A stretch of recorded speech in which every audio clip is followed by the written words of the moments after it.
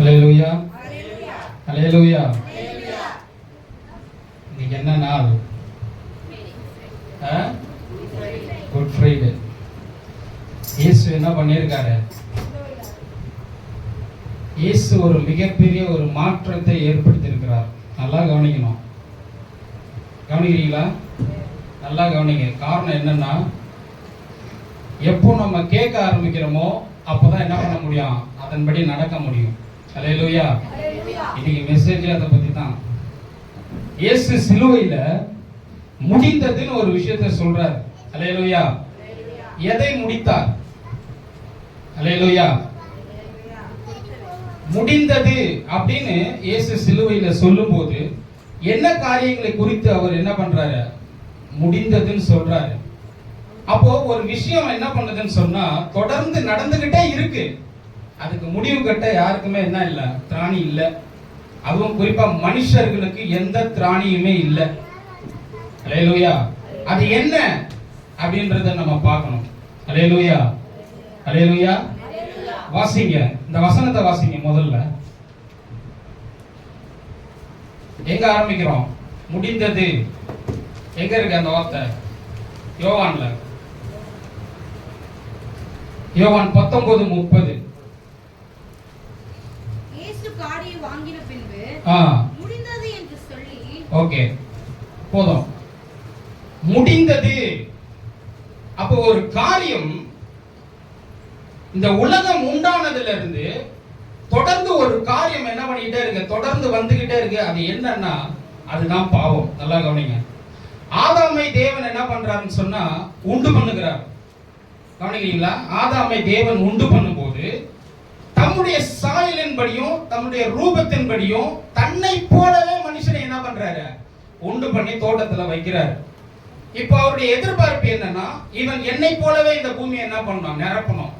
என்னை போலவே என்ன பண்ணணும்? பழுகி பெருகணும். தேவ சந்ததியாக இந்த பூமி நிரம்பி இருக்கணுங்கிறது தான் அவருடைய நோக்கம், திட்டம். ஆனா என்ன நடக்குது? பாவம் செய்கிறான். பாவம் செய்த உடனே டோட்டலா அவனுக்குள்ள ஒரு மாற்றம் ஏற்படுகிறது. ஹல்லேலூயா. அந்த மாற்றங்கள் என்னென்ன அப்படிங்கறத நீங்க பாத்தீங்கன்னா, குறிப்பா பாவம் அப்படின்னு நம்ம சொல்றோம்னு சொன்னா எதை நீங்க பாவம்னு சொல்லுவீங்க? குடிக்கிறது பாவமா? சினிமா பார்க்கிறது பாவமா? அல்லது மற்ற காரியங்கள் செய்யறது பாவமா? இதெல்லாம் அங்க இல்ல. ஏதேன் தோட்டத்துல, ஏதேன் தோட்டத்துல ஆதாம் மட்டும் தான் என்ன பண்றான்? இருக்கான். ஆதாம் கிட்ட மட்டும் தான் சொல்றாரு தேவன், நீ என்ன பண்ண? இந்த தோட்டத்தில் இருக்கிற எல்லா கனியும் நீ புசிக்கலாம், ஆனா இந்த தோட்டத்தில் இருக்கிற இந்த விருட்சத்தின் கனியை புசிக்காத. நேரம் இல்ல, ரொம்ப சுருக்கமா இருக்கிறதுனால ரொம்ப சுருக்கி பேசுறவங்க கிட்ட கொடுக்கப்பட்ட நேரத்தில் இல்லைன்னா நான் எல்லாத்தையும் உங்களுக்கு தெளிவா என்ன பண்ணுவேன்? விலக்கி சொல்லுவேன். ஆனா நேரம் சுருக்கமா இருக்கிறதுனால ரொம்ப ஷார்ட்டா சொல்றேன், புரிஞ்சுக்கங்க. கவனமா கேட்டீங்கன்னா கிளியரா புரியும். ஹல்லேலூயா. அப்போ தேவன் என்ன பண்றாரு? தோட்டத்தில் இருக்கிற எல்லா கனியும் புசிக்கலாம், நீ இதை என்ன பண்ணக்கூடாது? இந்த தோட்டத்தில் இருக்கிற இந்த நன்மை தீமை அறியத்தக்க கனியை புசிக்காதுன்னு சொன்னாரு. அப்ப ஏவாலே இல்ல. ஏவாள் எங்க இருக்கா? ஆதாமுக்குள்ள இருக்கா. ஏவாளுக்கு தெரியாது. யார் சொல்லணும்? ஆதாம் சொல்லணும். இன்னைக்கு பிரச்சனைகள் அதிகமா இருக்குதுன்னு சொன்னா வீட்டுல, அந்த வீட்டுல இருக்கிற ஆண் மகன் ரொம்ப அவசியம், கணவன்மார்கள் ரொம்ப அவசியம். எனக்கு என்னன்னு என்ன பண்ண கூடாது? இருக்க கூடாது. கவனிக்கிறீங்களா? எல்லாரும் ஏவாள குற்றம் சொல்லிட்டு இருக்காங்க. ரீசன் முதல்ல புரிஞ்சுங்க. ஆதாம் கிட்ட தான் தேவன் என்ன பண்றாரு? இந்த விஷயத்தையே சொல்றாரு. என்ன பண்ணாத? கனிய புசிக்காதன்றாரு. அதுக்கப்புறமா தான் என்ன பண்றாரு? ஏவாள ஆதாமுக்குள்ள இருந்து எடுத்து வைக்கிறாரு வெளியில. கவனிக்கிறீங்களா? ஹல்லேலூயா. அப்போ இவன் என்ன பண்ணிருக்கணும்? தன்னுடைய மனைவிக்கு போதிக்கணும். என்ன சொல்லியிருக்கணும்? கர்த்தர் சொன்ன வார்த்தையை அவன் என்ன பண்ணிருக்கணும்? மனைவிக்கு போதிச்சு நடத்திருக்க வேண்டும். ஆனா நடத்தல. அந்த மனைவியின் இடத்துல பிசாசு என்ன பண்றான்? பேசுறான். கர்த்தர் சொன்ன வார்த்தையே தான் பேசுறான். ஆனா என்னன்னா சின்னதா என்ன பண்றான்? திருத்தி பேசுறான். ஹல்லேலூயா. என்ன திருத்தி பேசுறான்? அவர் சொல்றாரு, நீ இதை சாப்பிடும் நாளிலே சாகவே சாவாயினாரு. ஹல்லேலூயா. ஆனா என்ன சொல்றான்? சாகவே சாவதில்லை என்றான். ஹல்லேலூயா. கவனிக்கிறீங்களா? அப்போ ரொம்ப நல்லா மைன்யூட்டா கவனிக்கணும். இன்னைக்கு மனுஷனுடைய பிரச்சனை என்ன? அந்த பிரச்சனையை முடித்து வைத்திருக்கிறார் தேவன். அல்லேலூயா. 4000 ஆண்டுகள் ஆச்சு, ஆதாம் முதல் இயேசு கிறிஸ்து வரை. நல்லா புரிஞ்சுங்க, ஒரு மனுஷனுக்கும் திராணி கிடையாது. அல்லேலூயா. அவருடைய வார்த்தையை கேட்கிறதுக்கு கூட யாருக்குமே என்ன இல்ல, முடியல.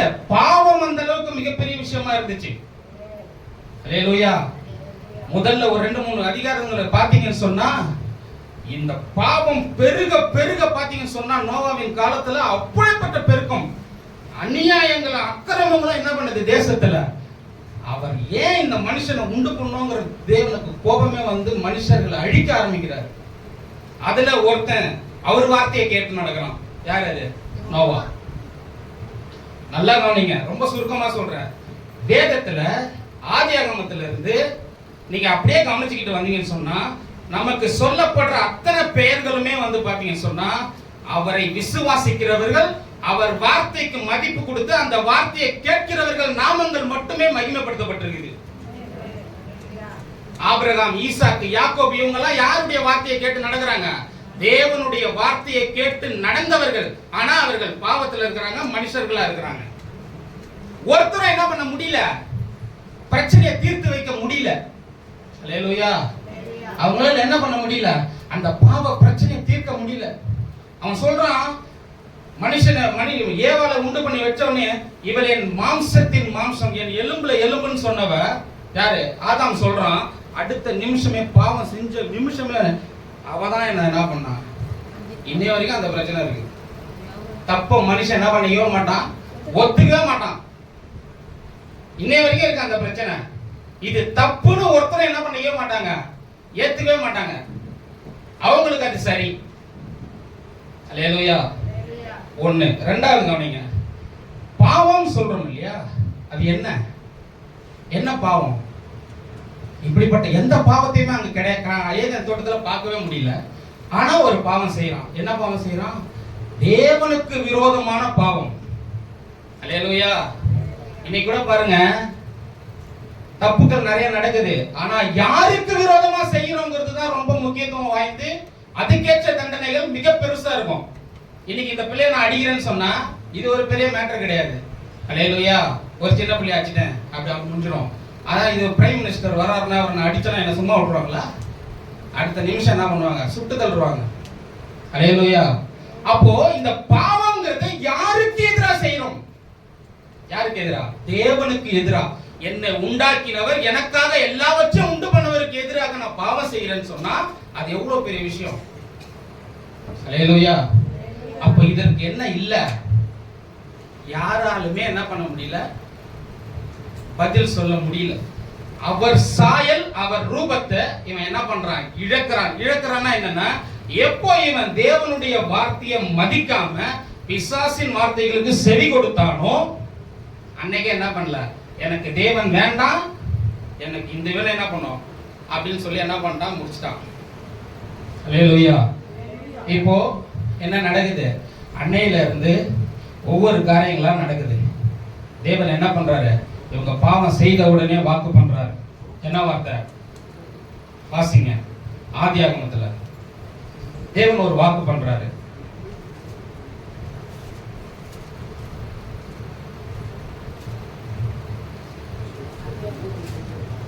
ஒரு வாக்குத்தத்தம் பண்றாரு தேவன். இந்த பாவ பிரச்சனைக்கு தீர்வு அங்க ஏற்படுத்துகிறார்.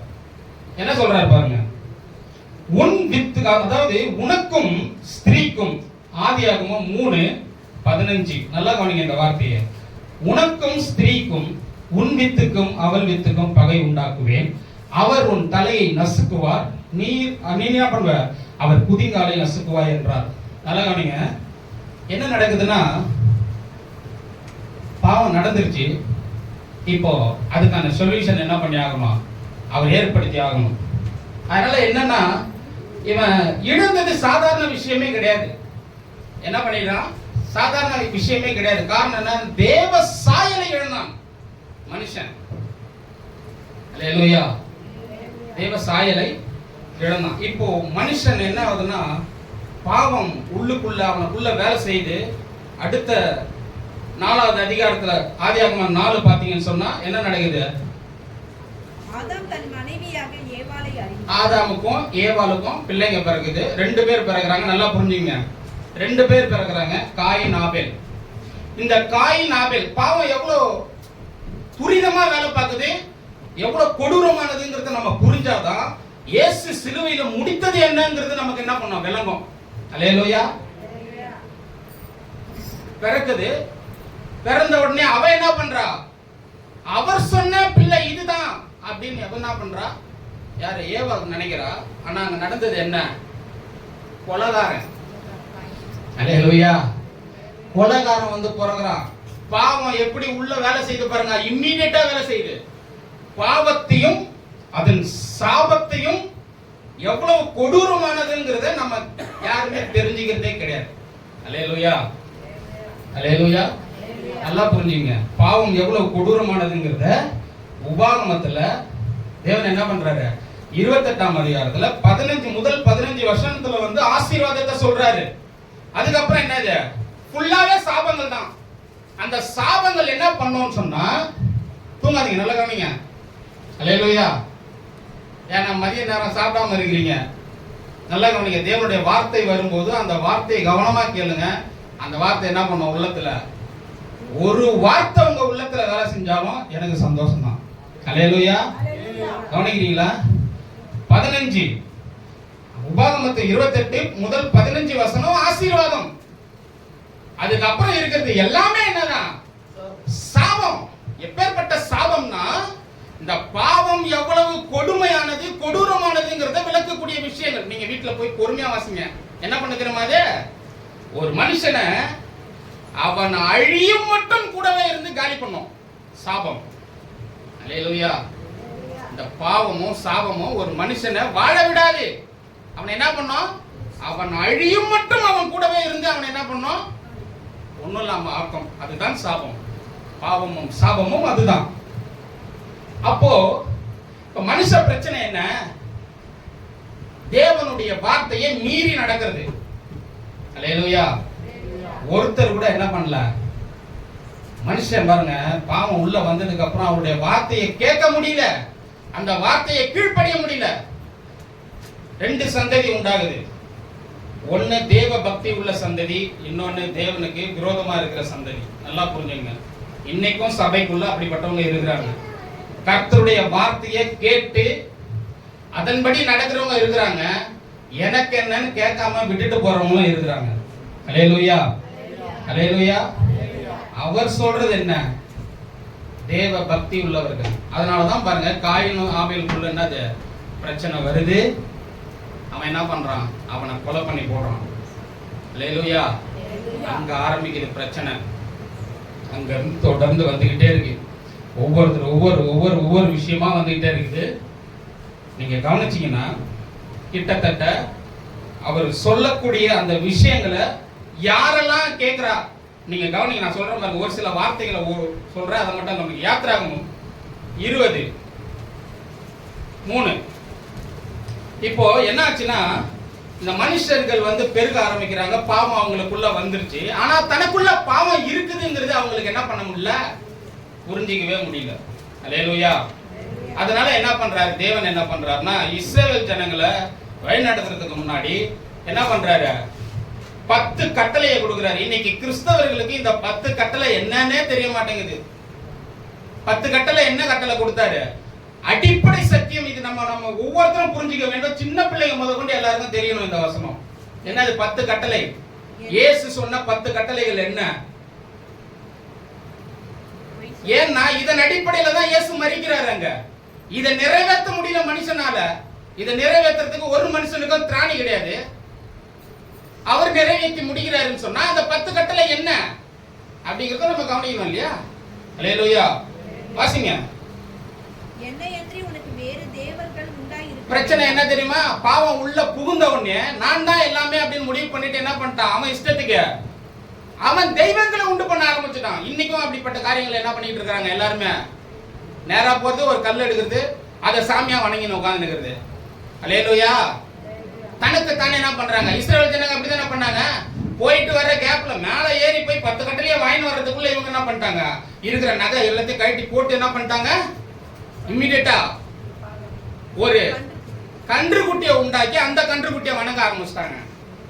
அல்லேலூயா. கவனிக்கிறீங்களா? அல்லேலூயா. எவ்வளவு பெரிய பாவம் பண்ணிட்டு இருக்காங்க பாருங்க. அதனாலதான் தேவன் சொல்றாரு, என்ன பண்றாரு, தீர்மானமா சொல்றாரு, 10 விஷயத்தை சொல்றாரு. என்ன என்று உனக்கு எந்த தெய்வமும் இருக்கக்கூடாது. ரெண்டாவது என்ன, மேலே வானத்திலும் கீழே பூமியிலும் இல்ல, அடுத்தது நீ அவைகளை நமஸ்கரிக்கவும். அடுத்தது அப்படியே வாங்க.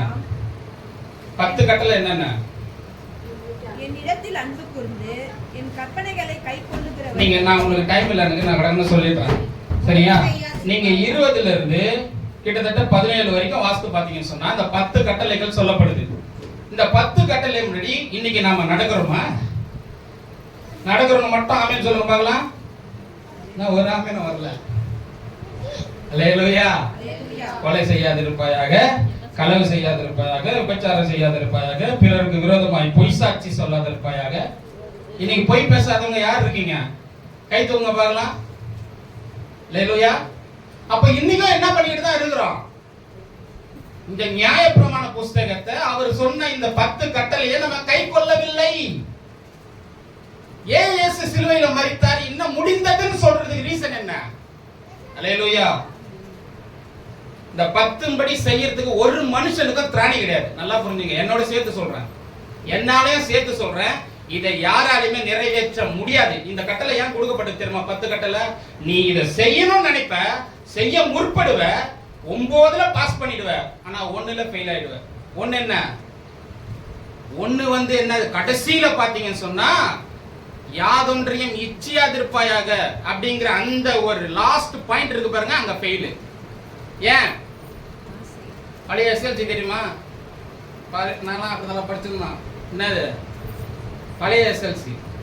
1ல ஃபெயில் ஆனாலும் 5ம் ஃபெயில். திரும்ப 5 சப்ஜெக்ட் எழுதணும். இன்னைக்கு இருக்கிறவங்களாம் பாக்கியவான்கள். ஏன்? ஃபெயில் ஆனது மட்டும் எழுதிட்டு பாஸ் பண்ணி போயிடலாம். அல்லேலூயா. அப்ப இந்த 10 கட்டளை என்னன்னா, நீ எல்லாத்தையும் கடைபிடிச்சிட்டாலும் கடைசி 1ல ஃபெயில் ஆயிடுவ. என்னது இச்சியாதிருப்பாயாகன்றது என்னன்னா, உன் உள்ளத்துல என்ன நினைக்கிறேன்றத பத்தி, உன் உள்ளத்துல மத்தவனை குறிச்சோ, மத்தவங்க வச்சிருக்கிறத குறித்தோ, மத்த காரியங்களை குறித்தோ நீ என்ன நினைக்கிற? அல்லேலூயா. அதுல எல்லாருமே ஃபெயில். அப்ப ஒரு மனுஷனுக்கும் என்ன பண்ண முடியல, இதை நிறைவேற்றக்கூடிய சக்தி கிடையாது. அப்ப மனுஷன் என்ன பண்றான்னு சொன்னா, இப்போ என்ன பண்ணுங்க, உபாகமம் போங்க, உபாகமம் 28க்கு போங்க. உபாகமம் 28 முதல் வசனம் வாசிங்க. இன்று நான் உனக்கு விதிக்கிற உன் தேவனாகிய கர்த்தருடைய கட்டளையின்படி எல்லாம். நல்லா கவனிக்கிறீங்களா? எப்பவுமே என்ன பொறுத்த வரைக்கும் நான் ஒரே ஒரு விஷயம் உங்க எல்லாருக்கும் சொல்லணும்னு ஆசைப்படுறேன். நான் 10 அதிகாரம் பார்த்தேன், 15 அதிகாரம் படிச்சேன், 20 அதிகாரம் படிச்சேன், 30 அதிகாரம் படிச்சேன்னு சொல்றீங்க இல்லையா? சந்தோஷம் தான். ஆனா என் பாலிசி என்ன தெரியுமா? ஒரு வசனத்தை நீங்க படிச்சாலும் அந்த வசனத்தின்படி நடக்கணும் அப்படிங்கிற ஒரு எண்ணத்தோட என்ன பண்ணுங்க, படிங்க. அந்த வசனம் என்ன சொல்லுது அப்படிங்கறத புரிஞ்சு என்ன பண்ணீங்க, படிங்க. அல்லேலூயா. கவனிக்கிறீங்களா? இந்த 10 கட்டளையை கொடுத்துட்டாரு. இப்ப இஸ்ரவேல் ஜனங்களுக்கு என்ன பண்றாரு, கானான் தேசத்துக்குள்ள போறாங்க. கானான் தேசத்துக்குள்ள போகும்போது என்ன பண்றாரு, சொல்றாரு, புத்திமதி சொல்றாரு. என்ன சொல்றாரு தெரியுமா? என்னுடைய கட்டளையின்படி எல்லாம். இந்த எல்லாங்கிற விஷயம் ரொம்ப முக்கியமான விஷயம். அல்லேலூயா. என்ன சொல்றாரு? என்னுடைய கட்டளைகளின்படி எல்லாம். எல்லாம் தான் எல்லா கட்டளையும் செய்யணும். முடியுமா? முடியாது. அல்லேலூயா. எந்த மனுஷனாலும் முடியாது, யாராலையும் செய்ய முடியல. இப்ப அதனால என்ன பண்ணுது? அல்லேலூயா. திரும்ப ஒரு பலியை ஏற்படுத்துகிறார் தேவன். நல்லா புரிஞ்சுங்க. அந்த இஸ்ரவேல் ஜனங்கள் எல்லாருக்குமே அவன் செய்ய முடியல. உடனே தேவனிடத்துல வரான். தேவன் என்ன பண்றாரு தெரியுமா? பலி செலுத்துன்றாரு. இந்த பலி யாருக்கு அடையாளமா இருக்குதுன்னா, இயேசு கிறிஸ்துவுக்கு அடையாளமா இருக்கு. அல்லேலூயா. எல்லாத்தையும் என்ன பண்றாரு, அந்த பலிகள், அந்த அவங்க செய்த பாவங்கள் எல்லாமே அவங்கள உள்ளத்துல என்ன பண்ணிக்கிட்டே இருக்குது, வேலை செஞ்சுக்கிட்டே இருக்கு. இப்ப அது எல்லாத்தையும் என்ன பண்ணி ஆகணும், முடிவுக்கு கொண்டு வரணும். தேவன் பலியை ஏற்படுத்துகிறார். அந்த பலி மூலியமா என்ன பண்றாரு, இவங்களுக்கு ஒரு மன திருப்தியை உண்டு பண்ணுகிறார். அல்லேலூயா. அப்படியே நீங்க வாசித்துக்கிட்டே வந்தீங்கன்னு சொன்னா, நேரம் ரொம்ப கம்மியா இருக்கிறதுனால நான் கடகடன்னு சொல்லிட்டு இருக்கேன். அல்லேலூயா. அப்படியே வந்துட்டு என்ன வருது, கடைசியில இயேசு கிறிஸ்து கிட்ட வந்து நிக்குது. நல்லா புரிஞ்சுங்க. இப்பதான் சப்ஜெக்டுக்குள்ளவே வந்திருக்கிறோம். அல்லேலூயா. இப்பதான் சப்ஜெக்டுக்குள்ளவே வந்திருக்கிறோம். இப்பேற்பட்ட பாவத்தையும் சாபத்தையும் ஒரு மனுஷன் என்ன பண்ணி ஆகணும்? தீர்த்தாகணும். நல்லா புரிஞ்சுங்க. ஆதாம் செஞ்ச பாவத்துக்கு உங்களே என்னைய கேள்வி கேட்டா என்ன நியாயம்? இன்னைக்கு நான் பாவியா இருக்கிறதுக்கு காரணம் நானா? வேதம் என்ன சொல்லுதுன்னா, உன் தாயின் கருவிலே நீ என்ன பண்ணிட்ட? என் தாய் என்ன பாவத்துல கர்ப்பம் தரித்தான்னு சொல்லுது. அல்லேலூயா. அப்ப பிரச்சனையை தீர்க்கணும்னு சொன்னா சம்பந்தப்பட்ட ஆள் யாரு? ஆதாம். அல்லேலூயா. அப்போ ஆதாம் செஞ்ச பாவத்துக்கு ஆதாம் தான் என்ன பண்ணி ஆகணும்? தீர்வு காண வேண்டும். ஆனா ஆதாம் செத்துட்டான். ஆதாம் செத்துட்டான். இப்ப தொடர்ந்து பிரச்சனை தொடருது. பாவம் நிவர்த்தி ஆக முடியல, பாவத்துக்கு வழி இல்ல, பாவத்துக்கு சரியான தீர்வு யாருமே காட்ட மாட்டாங்க. அவன் இஷ்டத்துக்கு அவன் என்னென்னமோ பண்ணிட்டு இருக்கிறான். ஒவ்வொருத்தன் மலைக்கு போறான், ஒவ்வொருத்தன் கடலுக்குள்ள போறான். அல்லேலூயா. போறாங்க. பிரச்சனைக்கு என்ன இல்ல? முடிவு இல்ல. அல்லேலூயா. யாருக்குமே எந்த பிரச்சனைக்குமே முடிவு தெரியல. அல்லேலூயா. ஆனா அவர் சொல்லிட்டாரு, அப்பவே சொல்லிட்டாரு.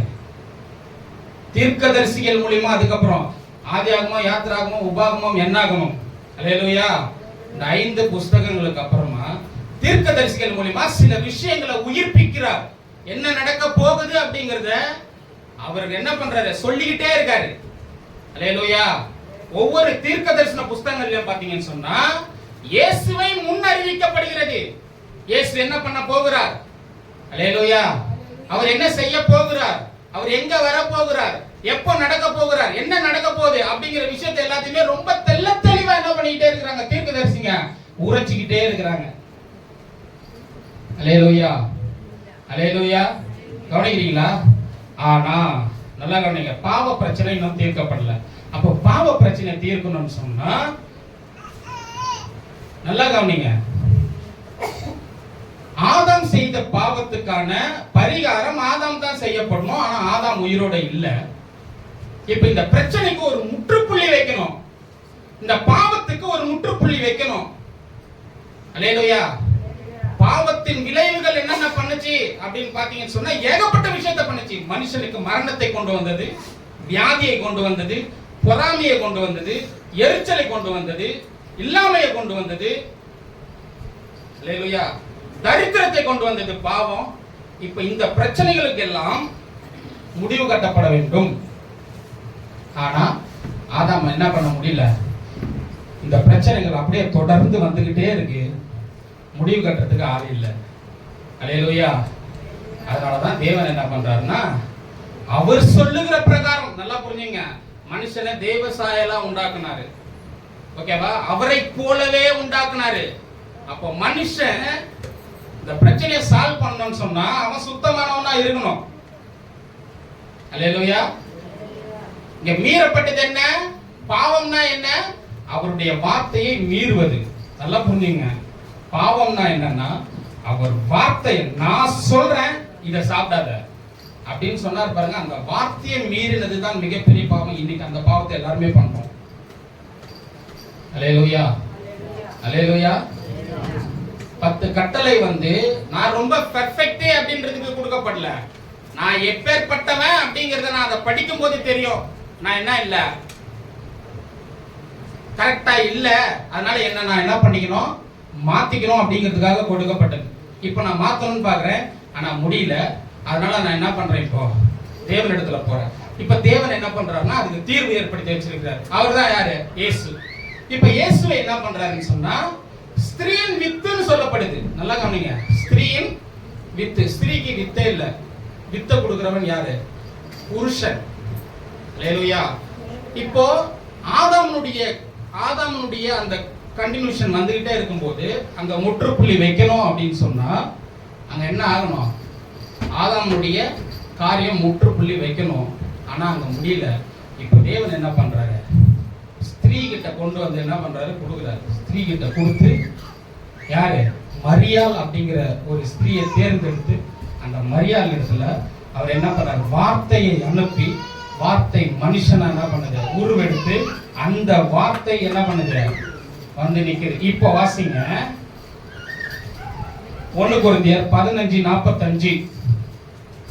வேதம் பாருங்க, ரொம்ப தெளிவா சில விஷயங்களை நமக்கு போதிக்குது. அல்லேலூயா. ஆனா நம்ம கவனிக்கணும். அந்தபடியே முந்தின மனுஷனாகிய ஆதாம் ஜீவாத்மானான் என்று எழுதியிருக்கிறது. ஓகே, வாசிங்க. பிந்தின ஆதாம், இந்த பிந்தின ஆதாம்னு போட்டிருக்கு இல்லையா? அது ஆங்கிலத்துல நீங்க வாசித்து பாத்தீங்கன்னு சொன்னா லாஸ்ட் ஆதாம். அல்லேலூயா. லாஸ்ட் ஆதாம். ஆதாமின் வம்சத்தை முடிக்க வந்தவர், இன்னொரு ஆதாமின் வம்சத்தை ஆரம்பிக்க வந்தவர் அவர்தான். இயேசு என்ன பண்ணாருன்னா, லாஸ்ட் ஆடம், அந்த ஆதாமுடைய பாவத்தையும் சாபத்தையும் எல்லா விதமான காரியங்களையும் சிலுவையில் முடித்து புதிய ஆதாமாக, புதிய மனு வர்க்கத்தை, அந்த ஆதாம் இருதயத்துல பாவம் செய்தால் இந்த ஆதாமுக்கு என்ன பண்றாரு? இருதயத்துல இருந்து மாற்றத்தை ஏற்படுத்துகிறார். இந்த ஆதாம் என்ன பண்றாரு? இருதயத்தை. இப்ப முதல்ல பாருங்க, ரட்சிப்பு இப்ப எப்படி வருது மனுஷனுக்கு? முதல்ல வாயிலையும் இருதயத்திலையும். இதுக்கப்புறமா தான் என்ன பண்ணுது? வேர்ல்டு ரெண்டா பிரிக்கிறார் பாருங்க. நல்லா புரிஞ்சுங்க, ரெண்டா பிரிச்சு வச்சிருக்கிறார். இப்போ ஃபர்ஸ்ட் ஆதாமுக்கு எல்லாத்தையும் உண்டு பண்ணாரு, எல்லாத்தையும் உண்டு பண்ணி வச்சாரு. அவன் இருதயத்துல என்ன பண்ணான்? தேவனை என்ன பண்ணான்? மறுதலிச்சான், தேவனுக்கு விரோதமா நடந்தான். இப்ப என்ன நடக்குது தெரியுமா? முதல்ல இருதயத்தை சுத்தம் பண்றாரு ஆண்டவர், இருதயத்துல மாற்றத்தை கொண்டு வர்றாரு. இதுக்கப்புறம் இது எல்லாத்தையும் மாத்துறாரு, இயற்கையை மாத்துறாரு, புதிய வானத்தை ஏற்படுத்துறாரு, புதிய பூமியை ஏற்படுத்துறாரு. எனக்கு ரட்சிப்பை என்ன பண்றாரு? எல்லாத்தையும் ஏற்படுத்தி வச்சிருக்கிறாரு. இப்போ தேவ சாயலா என்ன பண்றாரு? மாத்துறாரு. அவருடைய நீதியை எனக்கு எடுத்து அப்படியே என்ன பண்றாரு? இப்போ கொடுத்துட்டாரு. அல்லேலூயா. 1 கொரிந்தியர் இதை மட்டும் வாசிங்க, நேரம் ஆயிடுச்சு. இன்னும் 3 நிமிஷம் தான் இருக்கு. அந்தபடியே இல்ல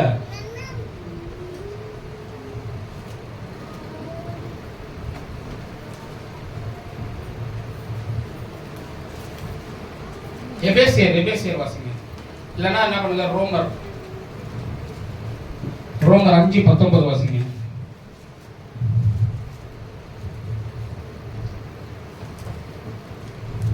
அன்றியும் ஒரே மனுஷனுடைய கீழ்ப்படியாமையினாலே அநேகர் பாவிகள் ஆக்கப்பட்ட போது ஒருவனுடைய கீழ்ப்படிதலினாலே அநேகர் நீதிமான்கள் ஆக்கப்படுவார்கள். போதும். ஒரு மனுஷன் கீழ்ப்படியாமையினால ஒட்டுமொத்த பேருக்குள்ள மரணம் வந்துச்சு. இப்போ ஒரு மனுஷன் ஆண்டவராக இயேசு கிறிஸ்துவுடைய கீழ்ப்படிதனால, இவர் முக்கியத்துவம் கொடுத்ததே தேவனுடைய வார்த்தைக்கு தான். நல்லா புரிஞ்சுங்க. இயேசுவை சாதாரணமா பார்க்காதீங்க, இரண்டாவது ஆதாமா பாருங்க. மனு வர்க்கத்தினுடைய ஆரம்பமே இப்ப அவர்தான். அந்த ஆதாம் எப்படி எல்லாத்தையும் ஒண்ணுலாம ஆகினானோ, இந்த ஆதாம் எல்லாத்தையும் உயிர்ப்பித்து எல்லாத்தையும் மறுரூபமாக்கப்பட்டு எல்லாத்தையும் என்ன பண்ணிருக்கிறாரு? புதுசா மாற்றிருக்கிறாரு. அல்லேலூயா. கவனிக்கிறீங்களா?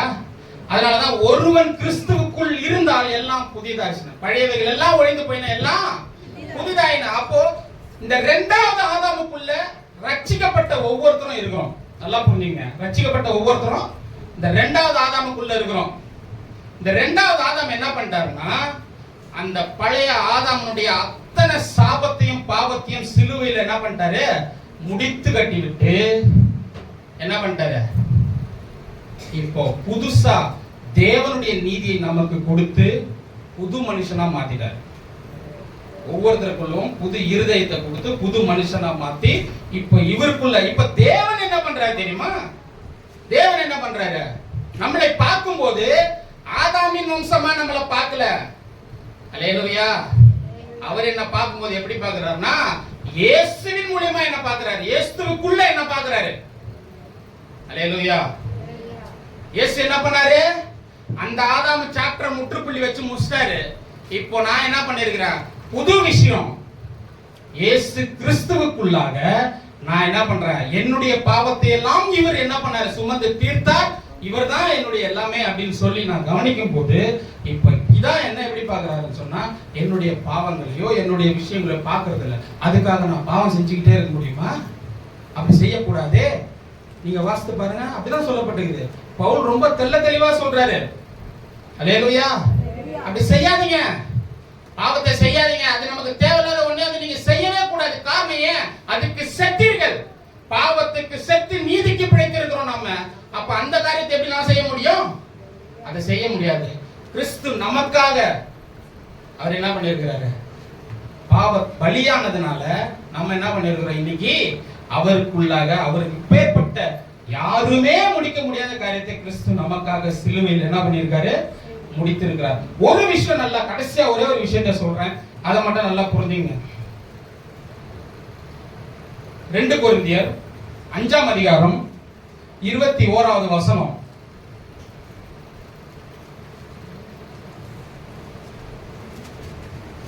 நாம் அவருக்குள் தேவனுடைய நீதியாகும்படி பாவம் அறியாத அவரை நமக்காக பாவமாக்கினார். நல்லா கவனிக்கிறீங்களா?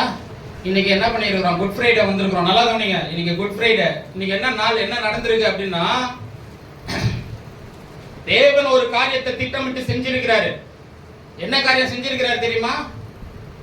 இந்த பாவ பிரச்சனை தீர்க்கணும் அப்படிங்கிறதுக்காக நாம் அவருக்குள் தேவனுடைய நீதியாகும்படிக்கு, ஏன் நீதியை கொண்டு நான் தேவனிடத்துல நெருங்க கூட முடியாது. நல்லா புரிஞ்சுங்க. அது ஒரு காலம் உங்களால முடியாது, உயிரோடு இருக்கிற வரைக்கும். நான் செஞ்ச தப்பு அப்பேற்பட்ட தப்பு, அதுக்கு சொல்யூஷன் என்னால தேடவும் முடியாது, என்னால பண்ணவும் முடியாது. அப்ப நான் என்ன பண்ண முடியாது? ஆண்டவரே, நான் 1000 ரூபாய் காணிக்க கொடுத்துட்டேன், அதனால என்னை ஏத்துக்கங்க. நான் ரொம்ப சுத்தமானவன், ரொம்ப பெர்ஃபெக்ட், அதனால என்னை ஏத்துக்கங்க. இப்படி எல்லாம் நான் போய் அவர்கிட்ட நிக்கவே முடியாது, தேவன்கிட்ட. அல்லேலூயா. ஒரே ஒரு விஷயத்தினால தான் நிக்க முடியும், இயேசுவின் நாமத்தினால தான் நான் அவர்கிட்ட போக முடியும். ஏன்னா என்னை தகுதிப்படுத்தினது இயேசு. என்னை தகுதிப்படுத்தி எனக்காக அவருடைய ரத்தத்தை சிந்தி விலை கொடுத்து என்னை வாங்கினபடியினால அவருடைய தகுதியின் அடிப்படையில் நான் போய் நிக்கிறேன். அவர் ஒரு பாவமும் செய்யல, எனக்காக என்னுடைய பாவங்களை எல்லாவற்றையும் அவர் மீது வைத்து அவரை பாவமாக்கினார். எதுக்காகனா அவருடைய நீதி ஆகும்படிக்கு. நான் அல்லேலூயா. புரியுதா உங்களுக்கு? நாம் அவருக்குள் தேவனுடைய நீதியாகும்படிக்கு. எப்பவுமே புரிஞ்சுங்க, கடவுள் கையில வரும்போது மட்டும் சொந்த நீதியை கொண்டு வராதீங்க. நான் சுத்தமான ஆண்டவரே என்னை ஏத்துக்கங்க, வாய்ப்பே கிடையாது. அல்லேலூயா.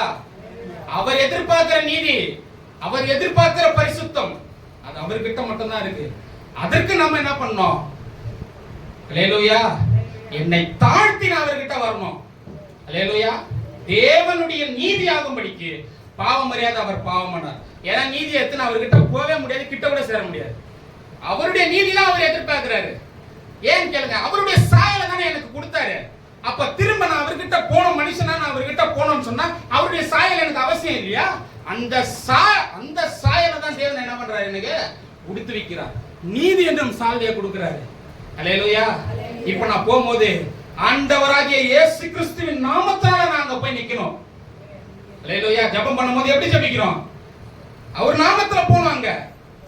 ஏன்? அவர் நாமம் தான் எனக்கு எல்லாவற்றையும் ஏற்படுத்தி வச்சிருக்குது. இயேசு கிறிஸ்து தான் என்னுடைய பாவத்தை முடித்து வைத்தார். அல்லேலூயா. அல்லேலூயா.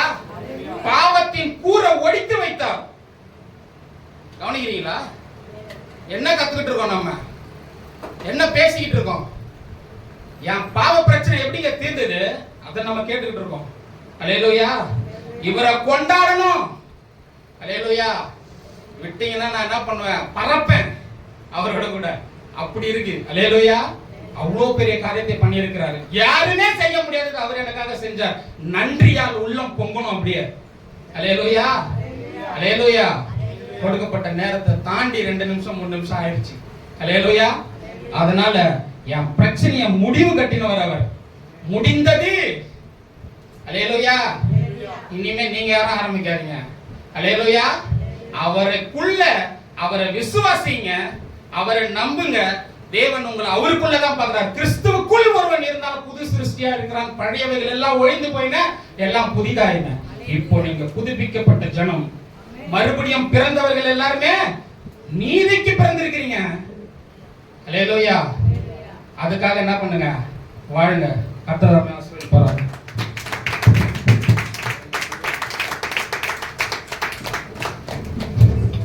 நல்ல மெசேஜ். எத்தனை பேர் புரிஞ்சுது? புரிந்தவர்கள் பாக்கியவான்கள். எல்லாத்தையும் செஞ்சு முடிச்சுட்டாரு.